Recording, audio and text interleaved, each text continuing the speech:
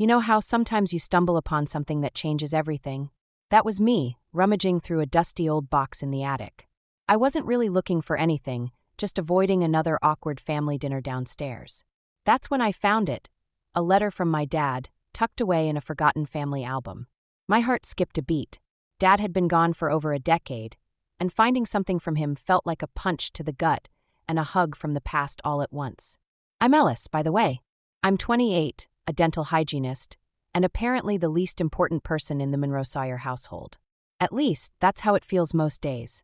My mom, Lorraine, married Grant Sawyer when I was 15, and ever since then it's been the Tessa show. Tessa, my half-sister, is the golden child, the one who can do no wrong. Meanwhile, I'm the one who gets asked to pass the gravy. But back to the letter. I sat on the attic floor, the musty smell of old cardboard and forgotten memories surrounding me. The envelope was yellowed with age, and my hands shook as I opened it. The words inside were like a thunderclap in the silence. A secret agreement between my mom and Grant. Something about keeping me in the shadows so Tessa could shine. My dad had known, and he'd tried to warn me. Betrayal doesn't even begin to cover it. I stuffed the letter into my pocket, my mind racing. Downstairs, I could hear the clinking of plates and Tessa's laughter. A sound that usually grated on my nerves but now felt like nails on a chalkboard. I needed answers, and I needed them now. I stormed down the stairs and into the dining room. Lorraine looked up, her smile faltering as she saw my face. Ellis, what's wrong? I tossed the letter onto the table. Care to explain this? Her eyes widened, and for a second, I saw something, fear maybe? But then she composed herself, picking up the letter with a sigh. Where did you find this? In the attic. Why does it matter? I shot back, my voice louder than I intended. Tessa and Grant were watching, their expressions a mix of curiosity and concern. Lorraine set the letter down, her fingers smoothing out the creases. This isn't the time or place, Ellis. Is there ever a time or place for the truth around here? I challenged, crossing my arms. The room was silent, the air thick with tension. Grant cleared his throat, his voice steady but firm. Let's not ruin dinner over old misunderstandings. Old misunderstandings. I almost laughed. This wasn't just some family squabble. It was my life, my identity. I looked at Tessa, who was staring at her plate, avoiding eye contact. Did she know? Was she part of this too? I turned on my heel and left the room, my heart pounding. I needed to figure out what this all meant. And I couldn't do it here, surrounded by people who'd kept me in the dark. As I headed for the door, I heard Lorraine call my name, but I didn't stop. I couldn't. The night air was cold against my skin as I stepped outside, but it was a welcome contrast to the suffocating atmosphere inside. I had a million questions and no answers, but one thing was clear. I wasn't going to let this go. Not this time. As I walked away from the house, I felt a strange mix of anger and determination. The truth was out there, and I was going to find it, no matter what it took. This was just the beginning. I spent the night tossing and turning, the letter from my dad replaying in my mind like a broken record. By morning, I knew I couldn't just let things slide. I needed to figure out what my father had been trying to tell me. So, I decided to dig deeper into my dad's past and the family business, hoping to find some clarity. The next day, I found myself back at the dining table, though breakfast was a far cry from the tense dinner the night before. Lorraine was bustling around the kitchen, her movements brisk and efficient, while Grant buried himself in the morning paper. Tessa, of course, was scrolling through her phone, probably checking her social media kingdom. Morning, I mumbled, grabbing a mug of coffee. Morning, Ellis, Lorraine replied, her voice a bit too cheerful. I was thinking we could all have dinner together tonight, maybe talk things over. Sure, whatever, I said, keeping my tone noncommittal. I wasn't ready to let them know I was onto something. Tessa looked up briefly, her eyes meeting mine for a second before darting away. She seemed distracted, almost nervous, but I couldn't quite put my finger on why. I have a study group later, so I might be late, she said, her voice unusually clipped. Grant grunted in acknowledgement, not bothering to look up from his paper. Just make sure you're not too late. We have things to discuss. I nodded, though I had no intention of sticking around for another family meeting that would likely end in Lorraine brushing everything under the rug again. I needed to find out what was really going on, and I had a feeling it wouldn't be over a plate of spaghetti. After breakfast, I headed out, telling them I had errands to run. In reality, I was going to visit my grandmother, Maeve. If anyone could help me piece together this puzzle, it was her. She'd always been my rock, the one person who never made me feel like a second-class citizen in my own family. Maeve's house was a cozy little place on the outskirts of town, filled with the smell of lavender and old books. She greeted me with a warm hug, her eyes twinkling with the kind of wisdom only a lifetime of experiences can give. "Ellis, my dear, what brings you here so early?" she asked, leading me to the kitchen where a pot of tea was already brewing. "I found something, Grandma," I said, handing her the letter. "It's from Dad." Maeve read the letter slowly, her expression growing more serious with each line. When she finished, she set it down and looked at me, her gaze steady. "Your father always wanted what was best for you, Ellis. He suspected something was off, but never had the chance to confront it." I nodded, feeling a mix of anger and sadness. "I need to know the truth, Grandma. About Dad, about Grant's business, everything." Maeve sighed, a deep, weary sound. "Your father had his suspicions about Grant's dealings. He thought there might be something shady, but he never found proof." A chill ran down my spine. Was this the missing piece? "Do you think Tessa knows anything?" Maeve hesitated, her eyes clouded with concern. "Tessa is young and eager to please. She might be involved without realizing the full extent of it." I left Maeve's house with more questions than answers, but at least I had a direction. I needed to look into Grant's company, see if there was anything that could explain my father's suspicions. But first, I had to figure out where Tessa fit into all this. As I drove back home, my mind raced with possibilities. The stakes were higher than I'd imagined, and the path ahead was anything but clear. But I was determined to see it through, no matter where it led. This was about more than just me now. It was about uncovering the truth and finding a way to step out of the shadows for good. I spent the next few days digging into Grant's company, trying to piece together whatever I could. It was slow going, but I finally hit something. A series of financial discrepancies that didn't add up. It looked like someone had been cooking the books, and I had a sinking feeling that Tessa was involved. The thought of her being tangled in this mess made my stomach churn. I needed to talk to her, but I couldn't just confront her out of the blue. Instead, I waited until she was home alone, knowing Grant and Lorraine were at some business dinner. I found her in the living room, surrounded by textbooks and notes, her face a mask of concentration. "Tessa, can we talk?" I asked, trying to keep my voice steady. She looked up, her eyes wary. "About what?" I took a deep breath, sitting down across from her. "I found something. About Grant's company. There are financial issues, and I think you might be involved." Her face went pale, and for a moment I thought she might deny it. But then she sighed, her shoulders slumping. "I didn't want to, Ellis. Grant asked me to help with some numbers, and it just spiraled. Why didn't you tell me?" I pressed, trying to keep the frustration out of my voice. Tessa looked down, fiddling with the edge of a notebook. "You wouldn't understand. You've always been the good one, the one who does everything right.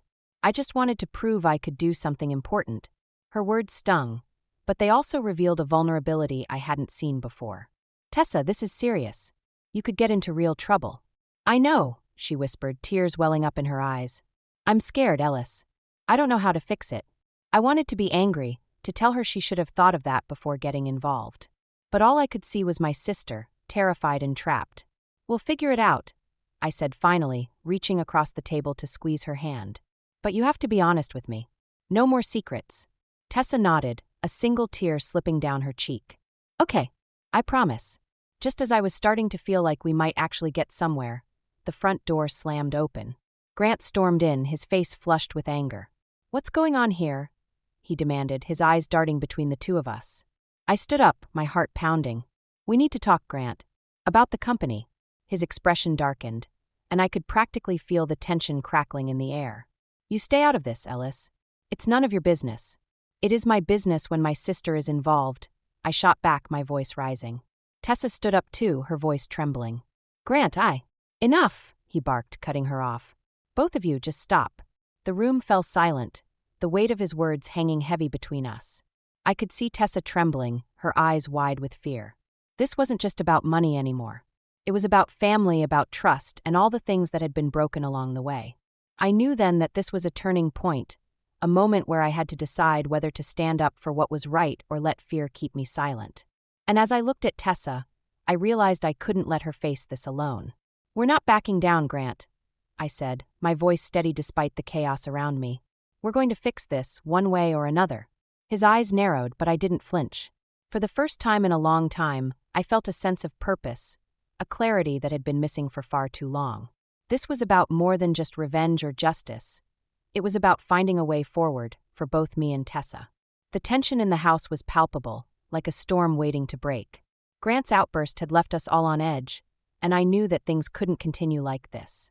I spent the next day at work, going through the motions, my mind elsewhere. The sterile smell of the dental office was oddly comforting, a stark contrast to the chaos at home. After my shift, I headed straight to Maeve's house. I needed her wisdom, her calm presence to help me sort through the mess. She greeted me with her usual warmth, and we settled in the living room with cups of tea. "Ellis, you look troubled," she said, studying me with those perceptive eyes. I nodded, setting my cup down. I found out more about Grant's company. Tessa's involved, and it's worse than I thought. Maeve's expression turned serious. "And what are you going to do about it?" "That's the thing," I admitted, running a hand through my hair. "I don't know. I want to protect Tessa, but I can't just ignore what's happening." Maeve leaned back, her gaze thoughtful. "Sometimes doing the right thing means making difficult choices. It's not about revenge, Ellis. It's about finding a way to set things right." Her words struck a chord, and I realized that my desire for justice had been clouded by anger. I needed to find a way to help Tessa without tearing the family apart. But how? As I left Maeve's house, my phone buzzed with a message from Nolan. We hadn't spoken in a while, and seeing his name brought a small sense of relief. I agreed to meet him at a nearby cafe, hoping his legal expertise might offer some clarity. Nolan was already there when I arrived, looking every bit the composed lawyer. "Hey, Ellis," he greeted me with a smile. "You look like you could use a friend." I sat down, grateful for his presence. "You have no idea. Things are a mess, Nolan." He listened as I explained everything, his expression shifting from concern to understanding. "Ellis, you're in a tough spot. But you're not alone. You've got me, and we'll figure this out together." His words were reassuring, but they didn't solve the immediate problem. What should I do about Tessa? If this goes public, it could ruin her. Nolan thought for a moment, his fingers tapping the table. "There might be a way to handle this quietly, but it means confronting Grant directly, and that won't be easy." The prospect of facing Grant again made my stomach twist, but I knew it was necessary. "I'll do it," I said, determination hardening my voice. "I have to try." As we parted ways, I felt a renewed sense of purpose. But just as I was starting to feel like I had a plan, an unexpected twist threw everything into chaos. Back at home, I found Lorraine waiting for me, her face drawn and pale. "Ellis, we need to talk," she said, her voice unsteady. "What's going on?" I asked, a sense of dread creeping in. She hesitated, then handed me a folder. "I found this in Grant's office. It's worse than we thought." I opened the folder, my heart sinking as I scanned the documents. They detailed not just financial fraud, but connections to illegal activities that went far beyond what I'd imagined. This wasn't just a family issue anymore. It was a potential scandal that could destroy us all. Lorraine's eyes were filled with fear and regret. "I didn't know, Ellis. I swear I didn't know." I believed her, but that didn't change the fact that we were in deep trouble. The stakes had never been higher, and I was caught between protecting my family and doing what was right. As I stood there, the weight of it all pressing down on me, I realized that this was the moment that would define everything. The line between justice and revenge had never been blurrier, and I had to decide which path to take. I decided to move in with Maeve. The chaos at home was too much, and I needed a space where I could think clearly. Maeve welcomed me with open arms, her small house offering the kind of peace I hadn't felt in a long time. But even here, the weight of everything lingered, a constant reminder of the storm brewing back home. I spent my days at work and my evenings trying to piece together a plan. The documents Lorraine had found were damning, and I knew time was running out. Grant was involved in something far bigger than any of us had realized, and if it came to light, it would destroy not just him, but Tessa and Lorraine too. One evening, as I sat at the kitchen table, Maeve joined me, her presence soothing. "You're carrying a heavy burden, Ellis," she said softly. I nodded, staring at the papers spread before me. "I don't know how to fix this, Grandma. I'm scared of what might happen." Maeve placed a gentle hand on mine. "Sometimes the only way through is forward. You've got to trust yourself, Ellis. You've always had a strong sense of right and wrong." Her words gave me strength, but I still felt lost. I needed to talk to Grant, to confront him with what I knew. But I wasn't sure how to approach him without things spiraling out of control. The next day, I called Nolan, asking him to meet me at the park. I needed his advice, his calm logic to help me see things clearly. We sat on a bench, the late afternoon sun casting long shadows on the ground. "I found more evidence," I told him, handing over the folder. "It's worse than we thought." Nolan flipped through the pages, his expression growing more serious with each one. "This is bad, Ellis. Really bad." "I know," I said, the weight of it pressing down on me. "But I don't know how to handle it. If I go to the authorities, it could ruin everything." Nolan closed the folder, his gaze steady. "You're in a tough spot. But you can't let fear dictate your actions. You have to do what's right, even if it's difficult." His words echoed Maeve's, but they didn't make the decision any easier. As we talked, my phone buzzed with a message from Tessa. It was short and to the point. "We need to talk. Urgent." I left Nolan with a promise to keep him updated and headed to meet Tessa. She was waiting at a cafe, her face drawn and anxious. "Ellis, I'm in over my head," she confessed, her voice barely above a whisper. "What's going on?" I asked, sitting down across from her. "I tried to fix things, but I only made it worse," Tessa admitted, her hands twisting nervously. "Grant found out I was looking into the finances, and he's furious. He's threatened to cut me off if I don't back down." Her words hit me like a punch to the gut. Grant was using her as leverage, manipulating her fears to keep her in line. It was a side of him I hadn't fully seen before, and it made my blood boil. "Tessa, you can't let him control you like that," I said, my voice firm. "We need to stand together on this." "But what if it all falls apart?" she asked, tears brimming in her eyes. "What if we lose everything?" I didn't have an easy answer. The stakes were higher than ever, and the path forward was fraught with uncertainty. But I knew one thing: we couldn't let fear win. "We'll find a way," I promised, reaching across the table to take her hand. Together. As I left the cafe, my mind was a whirlwind of thoughts. The situation was spiraling, and I was caught in the middle, trying to hold everything together. But I couldn't shake the feeling that something even bigger was lurking just out of sight, waiting to tip the scales. The days that followed were a blur of anxiety and desperation. I felt like I was trapped in a never-ending cycle of fear and uncertainty. Every time I thought I had a handle on things, something new would surface, pulling me deeper into the chaos. Tessa was a wreck, her usually composed demeanor shattered by the weight of her involvement. I'd never seen her so vulnerable, and it broke my heart to see her struggling. We spent hours talking, trying to come up with a plan that wouldn't destroy everything we'd ever known. One evening, as I sat in Maeve's living room, the phone rang. It was Lorraine, her voice strained and urgent. "Ellis, you need to come home. It's Grant." My stomach dropped. "What happened?" He's been arrested," she said, her voice cracking. "The police came this afternoon. They're saying it's fraud, and other things." My mind reeled. This was the moment I'd feared, the one I'd been trying to prevent. But now, with Grant in custody, everything felt like it was crumbling around us. I rushed home, the drive a blur of panic and dread. When I arrived, the house was eerily quiet. Lorraine sat at the kitchen table, her face pale and drawn. "Ellis, I don't know what to do," she admitted, tears in her eyes. I sat down, the weight of the situation pressing down on me. "We'll figure it out, Mom. We have to." Tessa joined us, her eyes red from crying. "I'm sorry, Ellis. I didn't think it would come to this." "It's not your fault, Tessa," I said, trying to reassure her.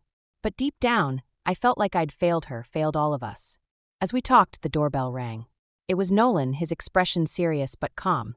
"I heard about Grant," he said, stepping inside. "I'm here to help, whatever you need." His presence was a small comfort, but it didn't change the fact that we were in over our heads. We spent hours discussing our options, trying to piece together a plan that wouldn't leave us all in ruins. But just as we thought we might have a way forward, another bombshell dropped. A news report flashed on the TV, detailing the full extent of Grant's activities. It wasn't just fraud, there were ties to organized crime, money laundering, and other things that made my blood run cold. The room fell silent, the gravity of the situation settling over us like a shroud. This was beyond anything I'd imagined, and it felt like we were standing on the edge of an abyss. Tessa looked at me, her eyes wide with fear. "What do we do now, Ellis?" I didn't have an answer. For the first time, I felt truly helpless, like the ground had been ripped out from under me. The path I'd been trying to navigate was gone, and I was left with nothing but uncertainty and doubt. As the night wore on, I found myself outside, staring up at the stars. The enormity of it all was overwhelming, and I couldn't shake the feeling that we were fighting a losing battle. But somewhere in the darkness, a small part of me refused to give up. I'd come this far, and I couldn't let everything fall apart now. I didn't know how we'd make it through, but I knew I had to try. The stakes had never been higher, and the odds were stacked against us. But as I stood there, the cool night air washing over me, I realized that this was about more than just justice or revenge. It was about finding a way to protect the people I loved, no matter what it took. The day of reckoning arrived faster than I was prepared for. Grant's arrest had set off a chain reaction that seemed unstoppable, and I knew I had to confront him before everything spiraled completely out of control. With Nolan's help, I arranged to visit him at the detention center, hoping to find some way to salvage what was left of our family. As I walked into the stark, cold room, the reality of the situation hit me hard. Grant sat on the other side of the glass, looking older and more worn than I'd ever seen him. The man who had once seemed so invincible now appeared vulnerable, and it was a jarring sight. I picked up the phone, my heart pounding in my chest. "Grant," I began, my voice steady despite the turmoil inside me. He met my gaze, his eyes searching mine for something. Understanding, forgiveness, maybe even salvation. "Ellis, I didn't want this to happen." "Then why did it?" I asked, the question hanging heavy between us. He sighed a deep, weary sound. "I thought I could control it, that I could fix things before they got out of hand. But I was wrong." I felt a surge of anger, but also a flicker of pity. "You put us all at risk, Grant. Tessa, Lorraine. Even me." "I know," he admitted, his voice cracking. "And I'm sorry. I never meant for any of you to get hurt." The sincerity in his voice was unexpected, and it threw me off balance. But I couldn't let it sway me. "What are we supposed to do now? The company, the family, it's all falling apart." Grant leaned forward, his expression earnest. "There's a way out, Ellis.